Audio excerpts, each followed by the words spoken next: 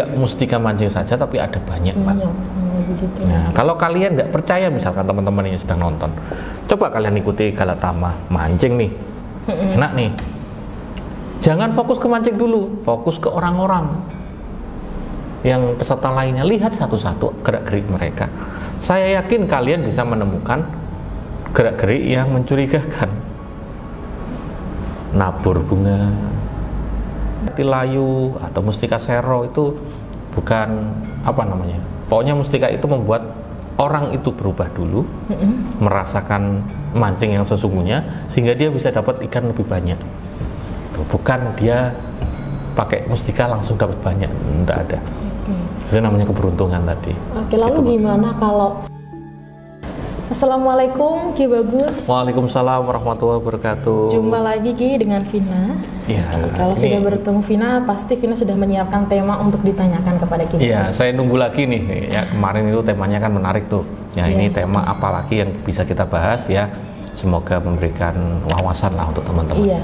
Kalau untuk kali ini yang ingin Vina tanyakan, yang ingin Vina bahas dengan Ki Bagus, yaitu mengenai mustika mancing. Mustika mancing. Iya, mustika untuk tentang memancing. apanya ini? Khususnya mengenai cara kerjanya mustika mancing itu seperti apa sih? Kenapa bisa orang-orang itu banyak yang mencari mustika mancing khususnya untuk perlombaan seperti Galatama begitu, Ki? Oke. Apa dulu ini yang dibahas mengenai apanya? Kenapa dulu itu atau mustika mancing itu kenapa bisa dicari atau dipercayai orang-orang untuk perlombaan atau untuk keberuntungan dalam memancing? Oke, berarti mulai dari situ ya. Kalau saya pribadi lebih ke sini dulu aja, Mbak.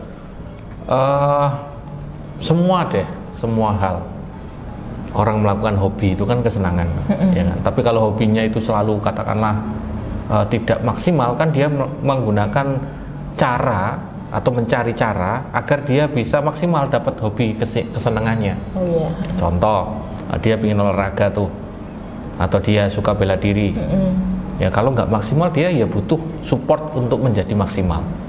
Nah, kebetulan kita ya kan ada di Indonesia, negara yang penuh budaya, penuh banyak misteri, ya kan. Kita punya yang namanya benda-benda spiritual di sekitar kita. Tadi katanya kan mustika mancing. Mustika mancing itu satu dari banyaknya benda spiritual untuk mancing. Nah, ini fakta ini. Jadi nggak mustika mancing saja, tapi ada banyak, Pak. Begitu. Nah, kalau kalian nggak percaya, misalkan teman-teman yang sedang nonton, coba kalian ikuti Galatama mancing nih, enak nih. Jangan fokus ke mancing dulu, fokus ke orang-orang yang peserta lainnya. Lihat satu-satu gerak-gerik mereka.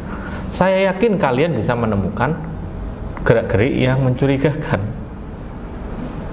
Nabur bunga, kemudian lihat mulutnya komat kamit, ada yang nabur garam, ada yang ngelus-ngelus jorannya. Ngelus-ngelus itu kan dibersihkan toh, tapi itu nggak wajar ngelusnya, misalkan harus satu laras seret mulutnya komat kamit. Itu melakukan proses untuk menjadikan apa? Menjadikan dia lebih beruntung gitu loh, Pak. Nah, kalau semacam itu kan termasuk prosesi untuk entah dia punya keilmuan apa untuk menunjang dia mancingnya. Misalkan jimat kan sesuatu benda yang disimpan, itu lebih susah untuk diamati karena ada yang menggunakan jimat itu kan dipakai, ada yang semacam raja dimasukkan ke joran, ada yang menggunakan mustika yang tadi mustika mancing disimpan, bisa jadi kalung, jadi cincin, atau kalau dia nggak pakai kan ditaruh rumah kan sama saja, jimat nggak kelihatan begitu. Nah, itulah alasan kenapa mereka mencari itu semua, Mbak.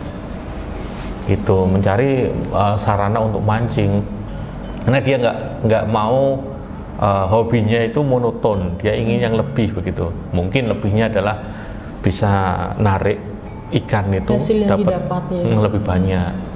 Tapi ada satu, Mbak, kenapa mereka cari mustika mancing atau jimat mancing lah, yaitu karena dia malu. Saya sering kok di chat WA saya itu datang orang yang hobinya mancing, suka ikut lomba mancing. Tapi ketika dia sudah selesai lomba mancing, dia diketawain, Mbak, sama teman-temannya. Karena apa? Karena nggak dapat. Oh, karena nggak pernah mendapatkan hasil. Karena dia malu, karena dia itu ingin membuktikan gitu loh. Makanya dia cari sarana untuk menunjang dia mancing.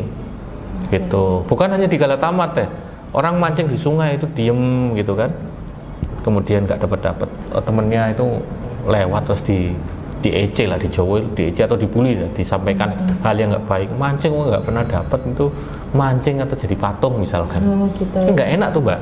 Nah, orang ini merasa malu dirinya. Nah, itu menjadi salah satu juga alasan kenapa orang itu butuh mustika mancing gitu.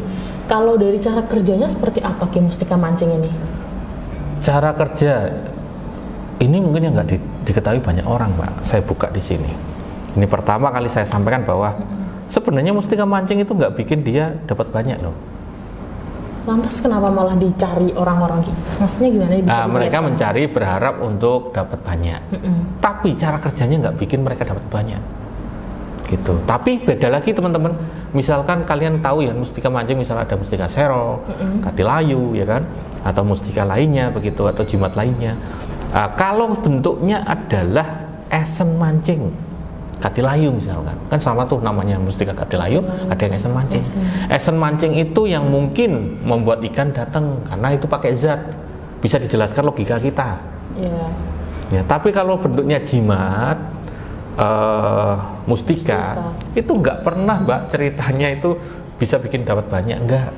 Tapi dia itu merubah orang itu dulu, gitu loh. Dia merubah orang itu dulu agar dia pertama lebih tenang, lebih happy lah, menikmati mancingnya. Itu yang mungkin dilupakan banyak orang di sini. Pakai mustika mancing agar dia dapat banyak, mungkin itu bonusnya dia dapat banyak. Tapi melalui cara apa? Melalui dia berubah ketika dia mancing.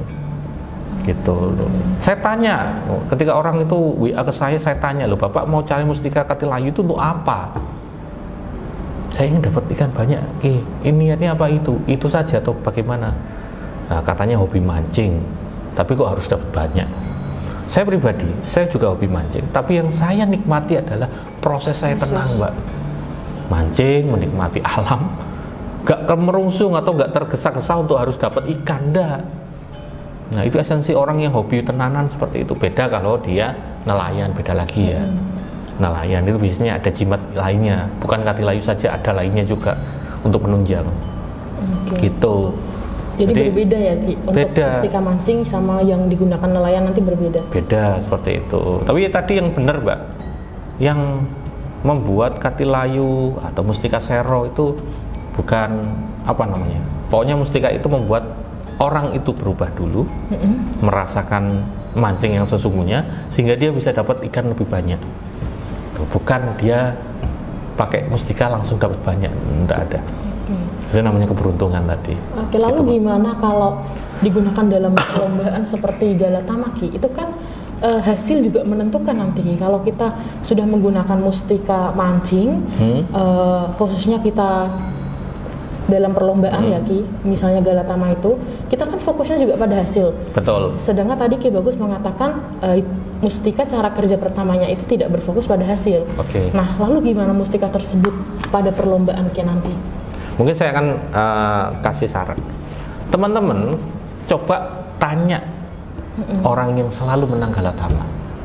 Tanya aja, sampean kalau menang itu apa sih perasaannya? Atau pas mancing perasaannya apa? Biasa, tenang. Nah itu lah, sebelah kanan kita, loh ini udah dapet nih, saya kok belum, waktunya kurang sebentar lagi. Nah ini loh Mbak, yang membuat orang itu gak akan dapet, gak akan menang. Karena melihat seseorang, orang lain itu sudah membandingkan dengan dirinya. Nah, jadi kemampuan dia mancing itu saya percaya teman-teman itu kemampuannya jago, tapi mental itu yang kalah, gitu loh Mbak. Jadi terkadang kalian bisa lihat juga, kenapa kok yang menang Galatama orang-orang itu saja. Berarti dia punya rahasia, bisa jadi jimat, sesuatu yang membuat dia fokus ketika mancing. Nah, kalau kita fokus mancing, otomatis kita akan fokus juga dengan hasil yang kita dapatkan. Begitu. Bukan kita harus berkompetisi dengan lainnya. Kita nggak tenang ya sudah kalah gitu. Sama Mbak, ini mungkin saya samakan aja. Ketika kalian kerja itu fokusnya dapat uang banyak, itu nggak akan banyak dapatnya. Tapi kalau fokus kerja itu memang suatu kegiatan yang mulia, mencari rezeki yang halal, tidak fokus harus hasilnya, nah, itu akan lebih mudah untuk dapat terus. Gitu. Itu mengenai fakta yang mungkin baru menurut teman-teman kok, seperti itu. Ini juga Vina jadi paham ya Ki dari sini. Oke, ini ada satu lagi yang ingin Vina tanyakan. Ki. Saat kita sudah memakai mustika mancing tadi atau ageman untuk memancing, dari Ki Bagus sendiri apakah juga akan menyarankan ada teknik khusus yang harus dilakukan atau ada tata cara khusus yang harus dilakukan untuk memaksimalkannya, atau cukup dengan menggunakan mustika itu saja Ki? Kalau saya pribadi gini Mbak, saya langsung memberikan arahan untuk teman-teman yang pakai mustika katilayu, mustika mancing, kan banyak tuh. Untuk apa? Untuk harus dan wajib untuk mancing di alam 3 kali. Saran saya itu. Untuk apa? Untuk mengenal dirinya. Aku mancing ini gue apa sih? Gitu. Apakah mancingku ini sudah maksimal dari segi kalau segi skill itu saya kesampingkan. Mereka pasti sudah paham. Ya, kalian mancing itu mental kalian gimana gitu. Mancing minimal 3 kali di tempat alam bebas, sungai, danau, laut. Kalau empang itu kan buatan manusia, itu enggak, cari yang alam.